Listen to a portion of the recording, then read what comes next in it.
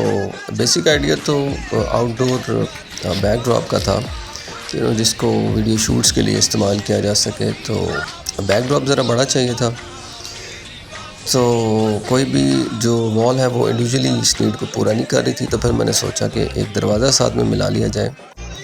तो उस वक्त फिर ये बिफ़ोर आफ्टर वाला जो आइडिया है ना, वो मेरे जहन में आया। तो फिर मैंने सोचा कि ये काफ़ी आर्टिस्टिक भी लगेगा।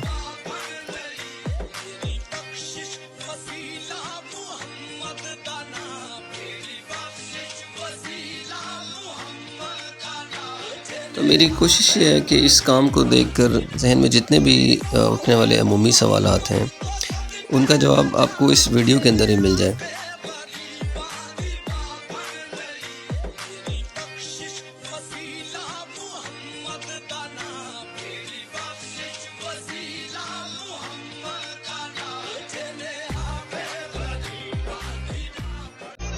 Yeah, it's calligraphy style, and when it comes to different language, the alphabet changed. I got impressed with this guy before, 5 or 6 years back, but I kept on learning the classical fonts.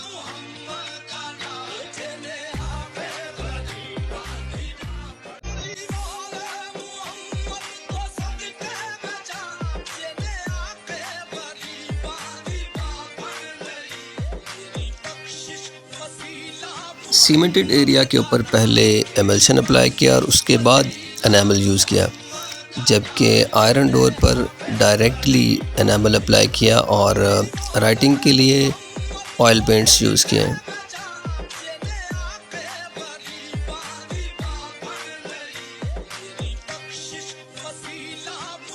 Black spray paint के ज़रिए edges को paint करके 3D look दी है।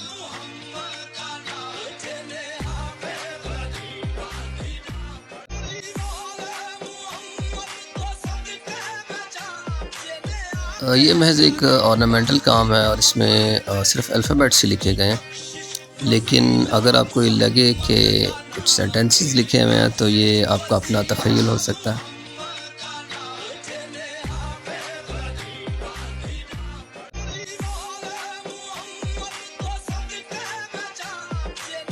There's a much difference between the Russian alphabets and Arabic alphabets. It was quite tricky, and it was hard to control the much rounded alphabets rather than the straighter alphabets to fit in this kind of painting.